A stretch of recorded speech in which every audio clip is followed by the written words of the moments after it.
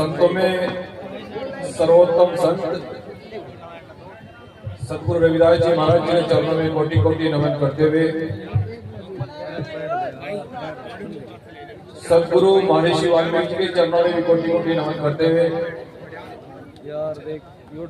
और हमें भारतीय संविधान देने वाले परम पूजनीय बाबा साहब डॉक्टर अम्बेडकर जी को नमन करते हुए और बहुजनों के नायक मान्यवर साहब काशीराम जी को भी कोटि कोटि नमन करते हुए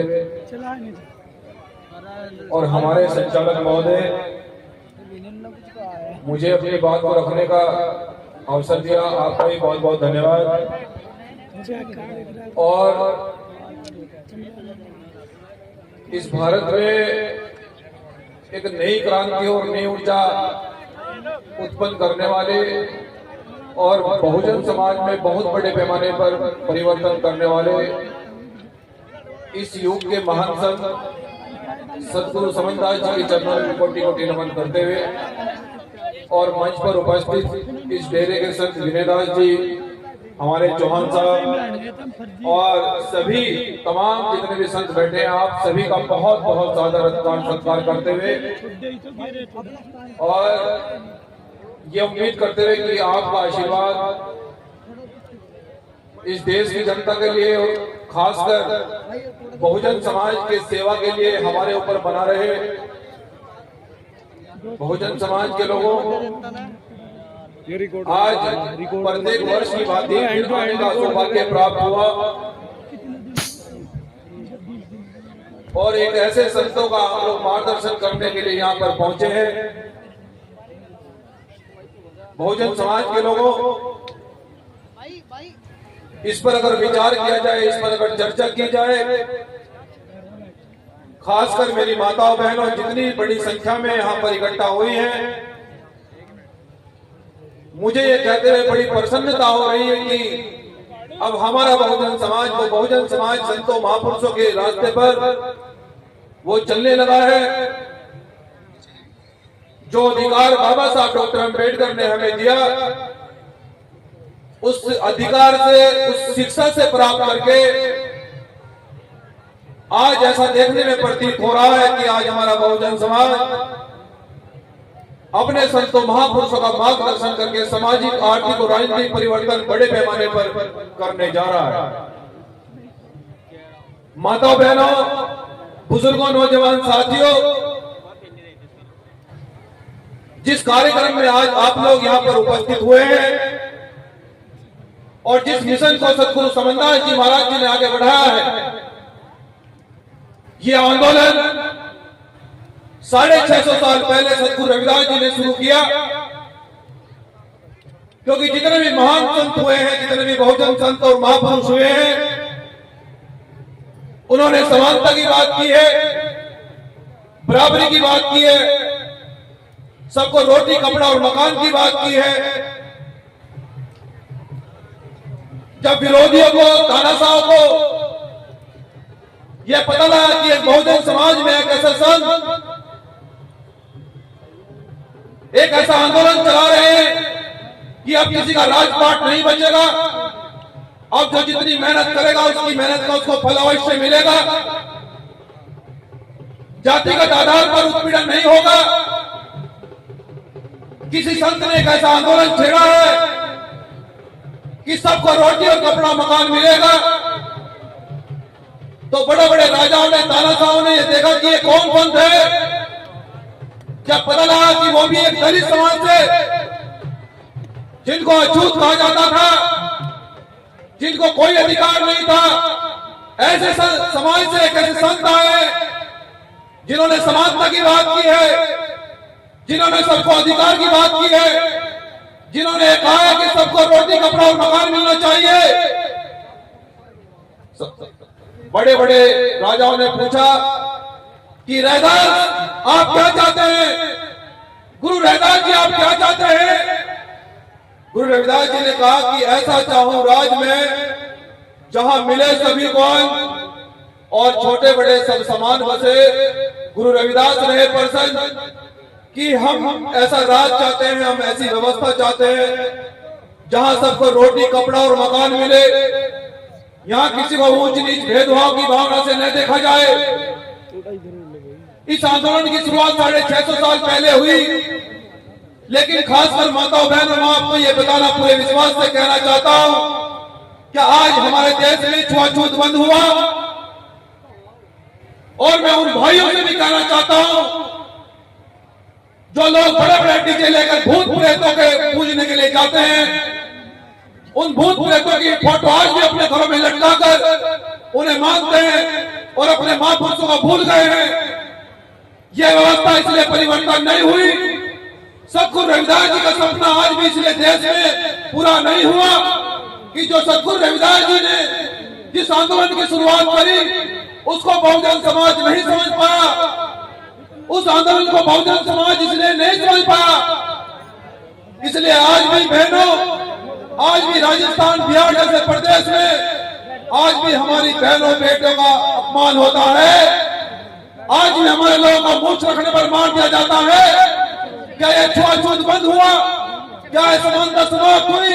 वो इसलिए नहीं हुई कि आपने सतगुरु रविदास जी और बाबा साहब डॉक्टर अम्बेडकर, फूले साहब अम्बेडकर का रास्ता छोड़कर आपने ऐसे रास्ते को अपनाया जिससे हमारा कुछ लेना ही देना ही नहीं था।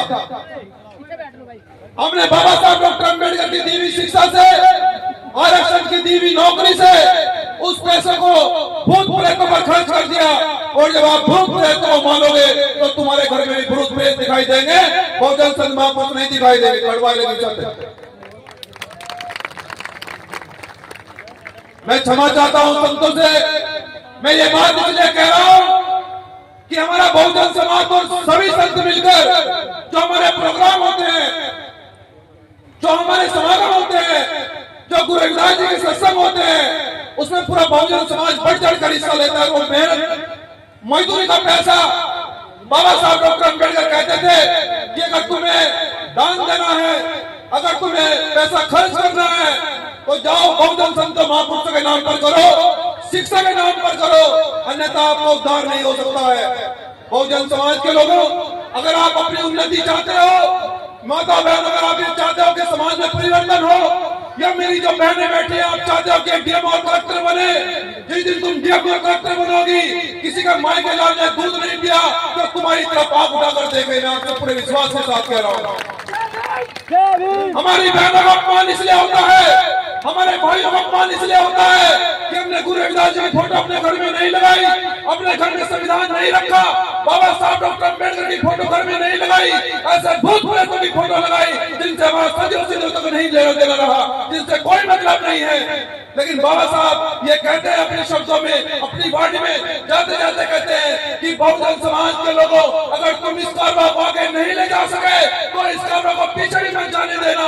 मैंने ये कारवा तुम्हारे लिए बहुत मेहनत और मुसीबत से लाया हूँ। अगर तुम्हें मानना है तो गुरु रविदास जी को मानो, अगर मानना है महर्षि वाल्मीकि जी को मानो, अगर मानना है तो उस भगवान को मानो, उस रहबर को मानो जिसने तुम्हें अधिकार दिए हैं।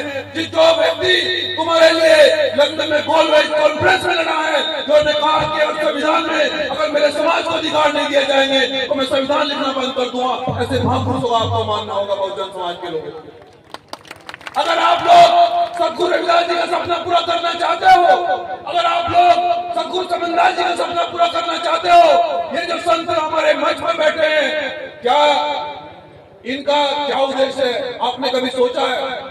मैं माता बहनों आपसे पूछना चाहता हूँ कि जिस दिन आपका बेटा एक दिन घर नहीं आता तो तुम्हारा दिल, तुम्हें तुम्हारा हृदय कांप उठता है कि कहाँ रह गया हमारा बेटा। लेकिन इन संतों के बारे में सोचा आपने कभी, जो अपना घर और परिवार छोड़कर तुम्हारे समाज के लिए ये चाहते हैं कि गुरु रविदास जी का बेगमपुरा मिशन आ जाए। गुरु रविदास जी का बेगमपुरा मिशन मतलब इस देश के अंदर कोई ऊंच नीच भेदभाव न हो, गुरु रविदास जी का सपना पूरा हो। ये संत उस सपने को पूरा करने के लिए लगे। क्या आपने इनके बलिदान के बारे में कभी सोचा? क्या आपने इनके त्याग के बारे में कभी सोचा? साहब काशीराम जी एक बात कहा करते थे, साहब काशीराम जी कहते थे कि जो व्यक्ति अपना इतिहास नहीं जानता, जो कौम अपना इतिहास नहीं जानती, वो कभी शासक नहीं बन सकती। माताओं बहनों, में अपनी बात को अंतिम रूप देते हुए खासकर आपको इसलिए कहना चाहता हूं कि आप घर चलाते हैं, आपकी इनकी कम चलती है घर में, आपकी ज्यादा चलती है, सभी जगह आ होता है। आपको आपकी ज्यादा चलती है, इसलिए आपको कहना चाहता हूं कि अगर आप लोग इस समाज में परिवर्तन चाहते हो, अगर आप इस बहुजन समाज में चाहते हो कि हमारी बेटी कलेक्टर बने, हमारी बेटी पीएम बने, आपके घर पर जेड सुरक्षा का पहरा हो, अगर आप ये व्यवस्था चाहते हो, अगर आप ये चाहते हो कि देश की शासक हमारी बेटी बने, तो मैं तो बहनों अपने बहुजन संतों महापुरुषों को मानो। उनके अलावा हमारी मुक्ति नहीं हो सकती है, उनके अलावा हमारा उद्धार नहीं हो सकता है। हमने जाने कितने प्रयास करे, वो कहावत है कि सबके सामने सर झुकाया, संविधान जब नहीं था सबके सामने सर झुकाया, सबके सामने माथा टेका, सबके सामने गिड़गिड़ाए, कहीं अधिकार नहीं मिला, कहीं सम्मान नहीं मिला।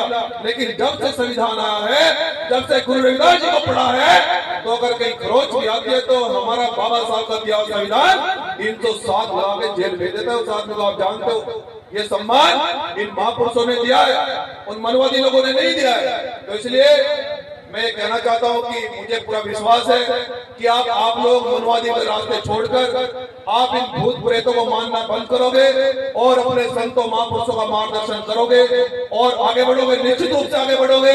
क्योंकि अगर इस दरबार में, संतों महापुरुषों के दरबार में अगर आप दान दोगे तो ये आश्रम बड़ा बनेगा, और अगर भूत प्रेतों के आश्रमों में, उनके घरों में दान दोगे तो भूत प्रेतों के घर बड़े हो जाएंगे, वो फिर और दिक्कत करेंगे में खड़ी। तो भूत प्रेतों के घर बढ़ाना चाहते हो या अपने संतों महापुरुषों के घर बनाना चाहते हो, आपको तय करना है।